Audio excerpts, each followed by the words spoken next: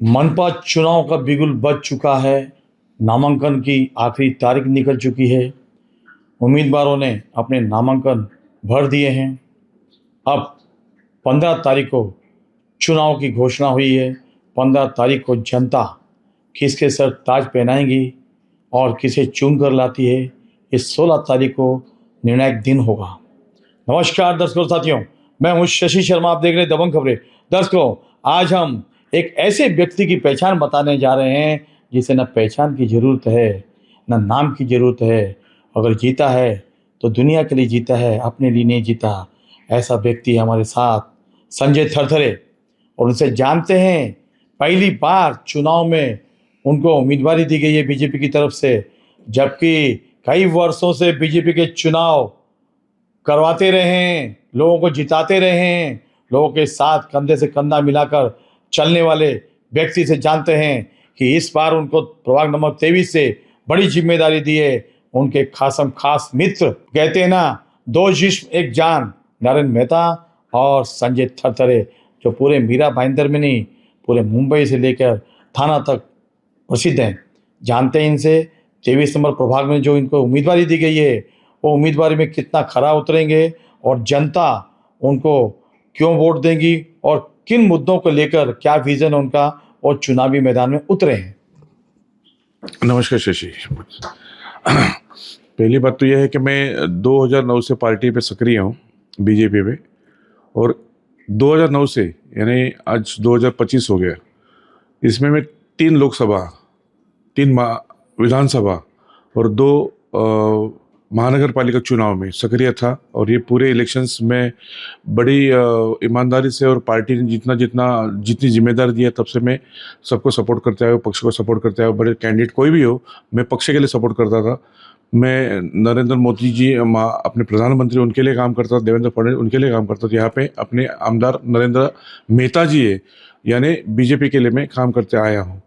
अब रही टिकट की बात, मुझे टिकट का कोई पता नहीं था, मुझे पक्ष ने बोला भी नहीं था कि तुझे लड़ना है, लेकिन मेरी लड़ने की इच्छा थी भी और नहीं भी थी, क्योंकि मुझे यही था कि हमेशा मुझे किसी ना किसी को सपोर्ट करना ही है। तो अगर मुझे जिम्मेदारी दी है तो मैं निभाऊंगा ज़रूर। और जब मुझे कॉल आया कि आपको 2 वार्ड नंबर यानी प्रभाग नंबर 23 से आपको लड़ना है, तो मैंने बोला जो आदेश पक्ष का है मैं वो निभाऊंगा उसको, और वो प्रॉपर तरीके से, ईमानदारी से निभाऊंगा। उनको भी पता था। तो मुझे जब फ़ोन आया तो मुझे बताया गया कि आपको फॉर्म भरना है, इच्छुक उम्मीदवार को आपको फॉर्म भरना है। और मैंने फॉर्म भर दिया और मुझे इंटरव्यू को बुलाया गया। फिर जब 30 तारीख को जब AB फॉर्म बांटे गए तो वापस मुझे फ़ोन है कि आपको AB फॉर्म दिया जा रहा है और पक्ष को सब टिकट दिया जा रहा है। तो मैं खुशी से एक्सेप्ट कर लिया। अगर आप मुझे पूछोगे, हमारे यहाँ के आमदार ने मुझे पूछा था, तू लड़ेगा इलेक्शन? मतलब जो आपकी इच्छा है, जो पक्ष की इच्छा है, मैं निभाऊंगा। यानी आपके ऊपर भी कोई इल्ज़ाम या उंगली किसी ने उठानी नहीं चाहिए कि इसको टिकट क्यों दिया, मित्र इसलिए दिया, ऐसा आपके ऊपर कोई इल्ज़ाम लगने नहीं चाहिए। और मैंने बड़े ईमानदारी से उनको बोला, आप जो बोलोगे, पक्ष जो बोलेगा, मेरे को निर्णय मान्य है, और इसलिए मैंने ये चुनाव लड़ने का फैसला कर दिया। संजय थरथरे जी, आपको लोग दादा के नाम से जानते हैं, बड़े प्यार से आपका आदर सम्मान करते हैं। और दोस्ती किसे कहते हैं, दोस्ती का प्रारूप क्या है, वो एक नाम है संजय थरथरे। लेकिन जिस तरीके से आपको बड़ी जिम्मेदारी दी गई है, तो आपका विजन क्या है और जनता के लिए आप क्या करना चाहते हैं, और जनता आपको वोट क्यों दे, जनता को बताइए। देखिए, बात तो ये है कि जब मुझे ये जिम्मेदारी दी गई तो ये पानी का प्रॉब्लम, लाइट का प्रॉब्लम, गटर साफ करना, ये तो ठीक नॉर्मल कॉमन क्वेश्चन है सब अपने शहर के। जब मुझे ये जिम्मेदारी दी गई तो मैंने जनता से ये वादा किया कि ये मैं जब मैं पद पे नहीं था तब से काम करते आया हूँ। मैंने कभी अपना स्वार्थ देखा नहीं। कोई भी मुझे किसी भी तरह का काम लेके आया था, जैसे शहर के जो प्रॉब्लम्स है, तो मैं मेरे आमदार के थ्रू उसको करवा देता था। कुछ आमदार के और लोग जा नहीं पाते थे, पहुँच नहीं पाते थे, वो काम मैं करता था, और मुझसे जितना हो सके उतना आज तक करते आया हूँ। लेकिन जब आप अभी मुझे नगर सेवक पद का चुनाव लड़ने की जिम्मेदारी दी है और मुझे नगर सेवक लड़ने की इच्छा अब है, तो मैं उसको निभाते हुए अब जितने भी काम अपने शहर के हो, अपने जनता के हो, वो जितनी कोशिशें मैं कर सकूंगा और उनके लिए पूरा खरा उतरूंगा, इसमें कोई दो राय नहीं। आपका क्या विजन है और सत्ता आपकी महानगर पालिका में कितनी सीटें लाएंगी, महापौर किसका बैठेगा, क्या जवाब देंगे? जितना मुझे विश्वास है नरेंद्र मेहता जी के मेहनत के ऊपर, ये इंसान बहुत कड़क मेहनत करता है। एज ए मित्र उसको मैं तारीफ नहीं कर रहा हूँ, एज ए नेता उसकी मैं बहुत तारीफ कर रहा हूँ मैं। और 22 घंटा काम कर रहा है, 2 घंटा मुश्किल से सोता है और हमको भी सोने देता नहीं है। 7 बजे फ़ोन आ जाता है, चलो निकलना है, आपको इधर पहुँचना है, इधर ऑफिस में आना है, मीटिंग करना है, ये सब चालू है उसका। और 2-2 घंटा सिर्फ सोते हो ये, और 22 घंटा काम कर रहा है। अभी रहा मुद्दा हमारे काम करने का तरीका या क्या हमारी सोच है। मीरा भाईंदर में ट्रैफिक प्रॉब्लम, पानी का प्रॉब्लम जेन्युइन है। जहाँ हम लोग जितने मीटिंग्स किए, एक ही प्रॉब्लम है, कॉमन प्रॉब्लम है, पानी का शॉर्टेज है। तो मुझे जितनी जानकारी है, क्योंकि मीरा भाईंदर में पानी लाना विधानसभा का प्रश्न है, और विधानसभा के प्रश्न में नरेंद्र मेहता हमेशा उसको फॉलोअप करते करते आज वो सूर्या डैम का पानी यहाँ पे आने की तैयारी हो गई है।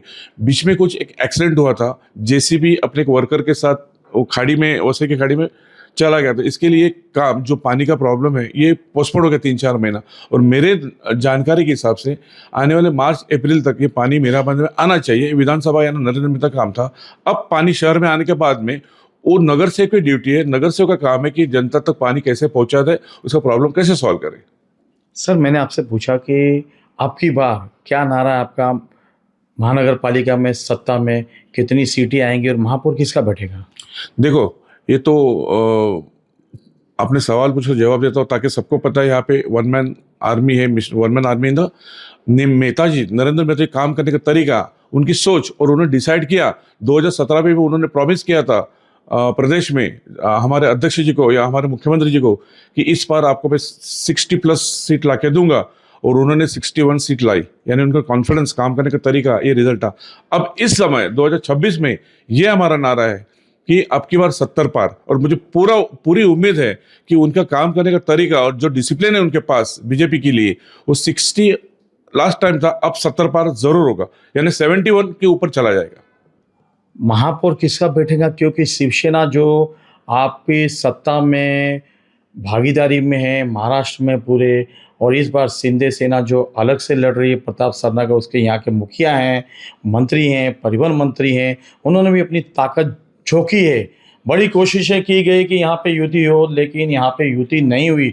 तो आपको नहीं लगता कि शिवसेना जो, वो भी एक कदावर नेता है, विधायक नरेंद्र मेहता भी कदावर नेता, दोनों आपस में इस मैदान में, जंग में उतरेंगे और अपनी अपनी ताकत झोंकेंगे, तो आप किस तरह कॉन्फिडेंस से कहेंगे कि आपकी बार 70 पार, और आपका महापौर किसका बैठेगा?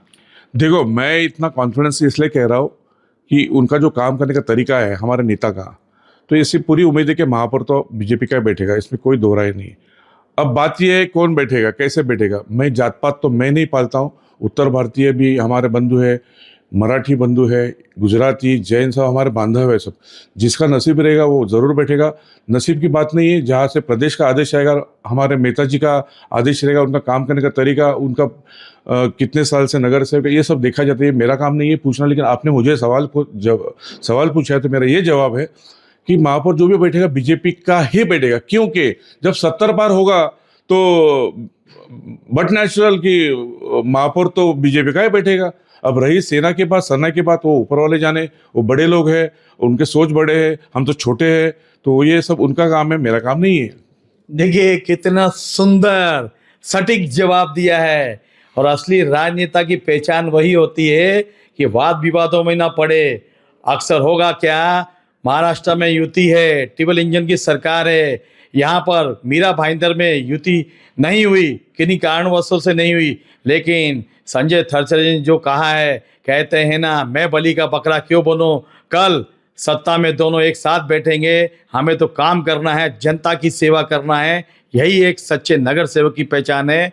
और मुझे लगता है इनके जो विचार हैं, उन विचारों से जनता भी सहमत है। अब देखना है 15 तारीख को चुनाव के वक्त जनता कितना प्रतिसाद देती है, ये तो आने वाला वक्त बताएगा। कैमरामैन प्रभान मिने के साथ शशि शर्मा।